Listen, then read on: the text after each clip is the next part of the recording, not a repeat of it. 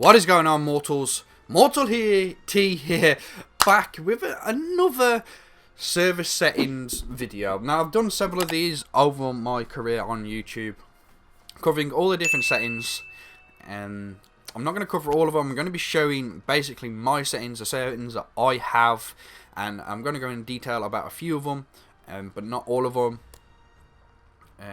Just to show you more. Because of the recent update for Ark, it added a few new server options that we can enable and disable, and so on and so forth. So I'm going to be going through them, so you mortals know, and also you get a sense of my settings and what I use, so maybe you can tweak your settings and maybe have a bit more fun on Ark. Before we get into actual settings, if you're actually on this main page that we are now, if you go down to options, there is a couple of things in there that I want to cover. So if we click on them, you got your normal stuff, you got your audio options and you got your gameplay options. Right. Now, a new setting on this is the ambient volume. That means the ambient noise that you get on the map, like birds squawking or wolves howling or other different sounds like that. You can actually change the volume of them now. You can either put it down so you don't hear them at all, you can put them all the way up, and you can have really good ambient noise. That is another new one. All these are usually just the same now. They're old. But this one is kind of new and I haven't messed with. Now, I don't know why Xbox and PS4 have really got this, but it basically stands for virtual sync or vertical sync mode, or whatever it is. It is a rendering option for a video card. This option prevents the video card from changing the display memory until the monitor is done with its current refresh cycle. That is what that actually stands for. Now, I don't know why that option is on console whatsoever, because yes, we have a video card, but it's usually optimized in the best way for the games that we actually play anyway. But we got three options. We got on, off, then adaptive. Now, I'm not going to mess with that whatsoever. I'm just going to leave that alone, because I don't know what it does, and I'm not going to mess with it. But I just wanted to cover them two things, so people actually knew that they was actually on here, and you don't have to go and find them out for yourself. But there's other options on here that you may not have noticed, or you just haven't really looked into them. These are my options. These are the things that I have on or off. So you can take a look right here. You can pause the video, maybe copy them down, or you can load your game up right now and just copy them if you want them certain ones. They're pretty much self-explanatory, so you don't. There's no point of explaining them all. Yeah, I just wanted to show you them options, the new ones, just in case you didn't know about them. But without further ado, let's get actually into my server settings. So we're going to start with general, then we're going to go to advanced. And we're just going to go through some of them. I'm going to explain a bit more detail, because most of these settings now have a description of what they actually do. When Ark first came out, they didn't have a description whatsoever, so it was just down to players' discretion whether or not they decided to tamper with these settings to see what they did. But these days, you don't need to. They actually say what they do. So the first one, right off, we got the description right next to it. I don't know if you can see it, but it says affects the level of creatures in the world as well as the quality of the loot drops. So difficulty tier level, you whack it up to 1. That means you should get really good level dino spawning in, and the loot drops should be a lot better than they usually are. If you put this down, you're going to get really bad stuff. But like I said, most of these have a description, so if you go through them, you just hover over them and they'll just give you a description. Now, these are all my settings. These are the settings that I use for my single player. If I do set up a proper server, I'll turn most of these settings a tiny bit down, because these settings are pretty darn OP. But I love playing the game, building and taming, and not waiting forever to do anything. I like to just do it, get out of the way, because then it's fun. So I want to get a ton of levels as quickly as possible so I put the XP multiplier in 7. Now, it doesn't give me all the levels straight away, but you can turn this up if you really want all the levels, or you can turn it down if you want to make it a bit more difficult. Taming speed, another big thing now. I don't really wait hours and hours to tame something, so I put this up high, so it's not super OP, but it is kind of a bit OP. I'm waiting like maximum of like 10, 15 minutes for something to tame. So we got our harvesting damage, the dino harvesting damage. I've always put them all the way up because I want to get all the materials and break stuff really easy. Now the food drain and the stamina drain is something that I turn all the way off for my character because I do not want to run out of stuff. I don't want to run out of stamina while I'm like running along a beach or something. It's the same with the dino character stamina drain as well. Because they nerfed a lot of the flyers, their stamina now is really, really bad, and you have to pump a lot of stamina these days just so you can get from one side of the map to the other without running out of stamina. But if you turn this all the way down, the stamina of the dino itself will decrease by a hell of a lot. Now, it doesn't get rid of the stamina drain whatsoever. It just means the stamina will drain really, really, really slowly. Just want to point that out there if people get sick of pumping stamina into their dinos when the points could be spent in something else. Now, if you want your dinos to heal faster, you can always tweak this setting as well. I put it to 500. It means every time they heal, they'll gain 500 health. But do be aware that if you put this up really, really high, your food consumption will be horrific. And I mean horrific. It will drain your food so quick. And once your food is all the way down, it's down to 0, your dino will no longer heal as fast. So I just want to keep that in mind. If you put that really high, your food is going to drain really quick. So we move down to some of the tick boxes. You've already seen most of these tick boxes on the other options I said, but these are the options that I have. In crosshairs, I like to have crosshairs. Show player on the map. Really cool. Max difficulty. Now this is the one you're going to have to click if you want to have the max dino. So forces the max dino level to 150 regardless of the map. So if you click this, you will get dinos that spawn at 150, which is the highest level that you can get at the moment. Well, for normal servers anyway. For modded servers, they can go a hell of a lot bigger. But PvP gamma, so people can turn up their gamma when we're on PvP if it gets really dark. There's this one as well, but I just clicked it. Really good. Use corp locator. Now this is a really good one. If you die, it will send up a beam of light of where your body actually is, so you can go back and collect all your stuff. Really good option. I always have it done. Now this is another big option that I always have ticked. Now this is the collision to do with the placement of your building stuff. Allows players to place structures that clip into the terrain. Now this is a big thing. If you want your buildings to be nice and you want to actually build into the terrain a bit more, make sure you have this option ticked. You should always have this option ticked. I don't care what you're playing, you should always have this ticked. It's just a lot nicer. This one as well, especially if you're building on platforms, I always have this ticked so it allows for multiple floors on your platforms. And now this is a new server option right here. Show creative mode. Now, if you're playing on single player, you can click this and it will give you a button on your pause screen that actually says enable creative mode, and once you click it, it actually says disable creative mode. This is a button, so you do not have to use the console command that will give you creative mode. You can just enable this option and it will give you a button on your pause menu that you can click it and it will just give you the creative mode without putting any commands in, which is really, really nice. This is one of the new ones. This is a new one as well. Allow high damage source from logs. So that basically means if something gets killed or something demolishes it, you will no longer be able to see who did it. This is another new one. Random supply drop crate points. That means supply drops will randomly, and I mean randomly, go around the map.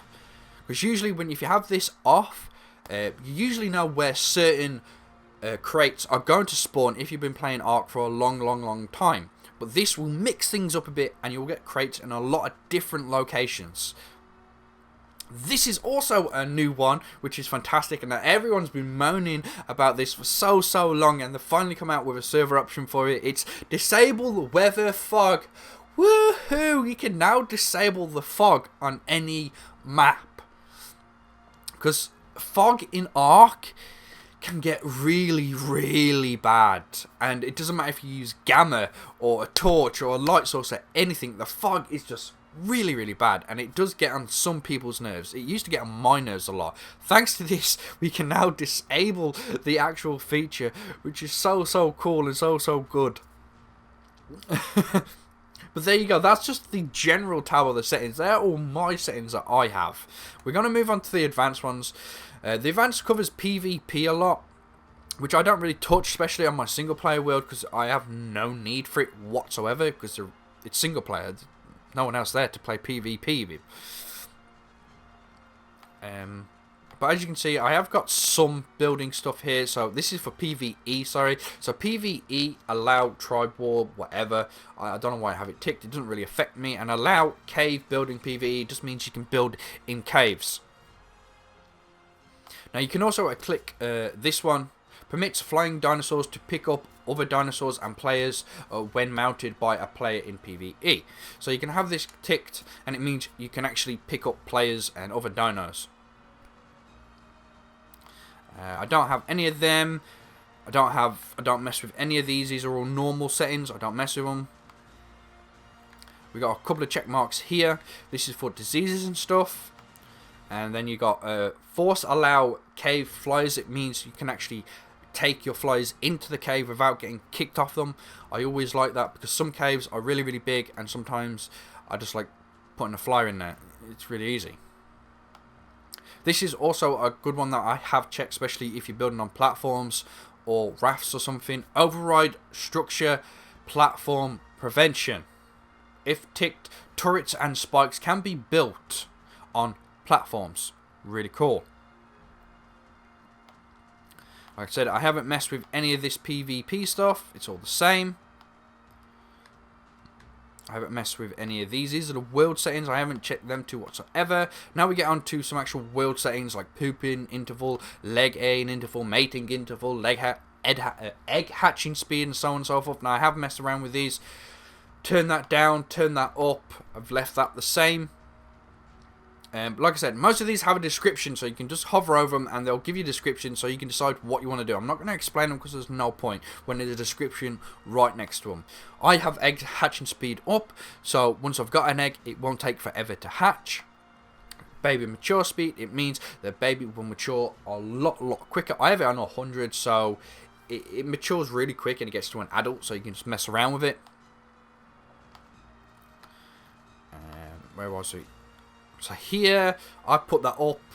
Harvesting health, I put that down. So one whack, boom, you basically get everything, and the thing that you're hitting just disappears. Respawn, resource respawn period. How long is it going to take for the resources to respawn? I put all the way down because I want the resources after resources after resources. But now with the created mode, you might not need that.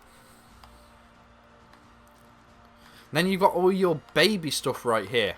Now, for a longest time, all this baby stuff was broken, but I do believe that I have fixed it for a while now. So all this should be working, so you can go ahead and mess around with all these baby stuff. Moving on to like the day cycles and stuff. Now, I put the day cycle just as 1. It's just normal, but it's the stuff that below it that you need to mess with, which is the day speed and the night speed. If you want longer days, just like I do, you put it down. If you want shorter days, you put it up. Same with the night one. If you want shorter nights, you put it up. And if you want longer nights, you put it down. Simple as. Now, I like longer days because I'm a YouTuber. I like to record in the light where everyone can see. So I have longer days. Blah, blah, blah. These are all my settings for decay stuff. Resource radius to the player and the structures. Crop growth speed, have it all the way up. I don't want to be waiting forever for crops to grow up so I can get the stuff out of them. And then you've got all these other settings for your wild dinos and such, and these are just the levels that they'll gain in certain areas for when they're tamed or when they're wild.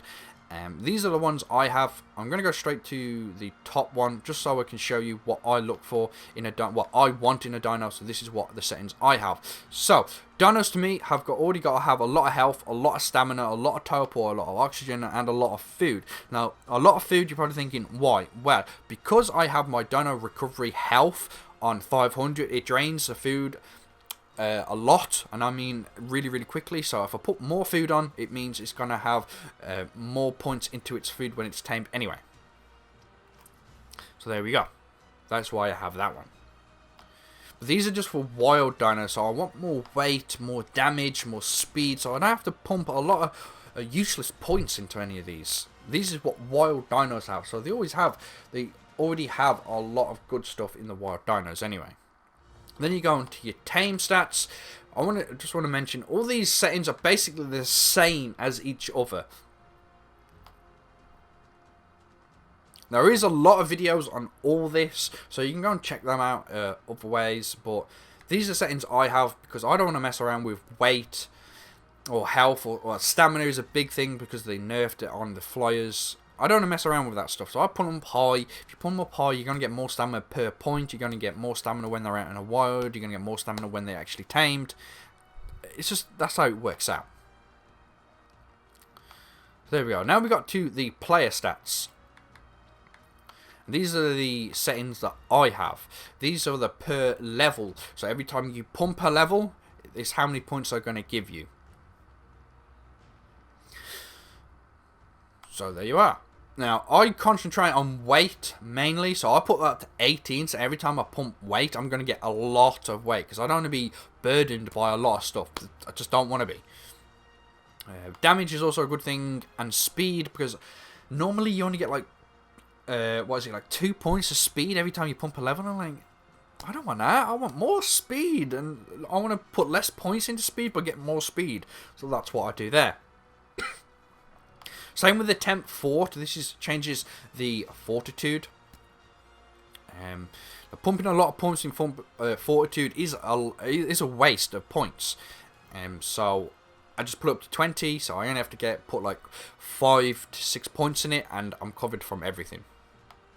Then we got that XP multipliers. It's basically self-explanatory.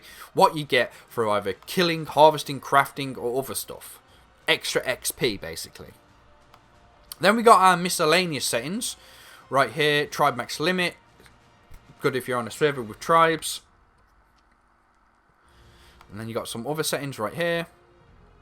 Now you can allow only certain engrams if you really wanted to. This is one I have checked. Show floating damage text. So you actually get an indicator on how much damage you're actually doing to a dino. You can allow custom recipes, allow dino raiding, feeding, and so on and so forth. Then we get to the really good settings, I think, anyway.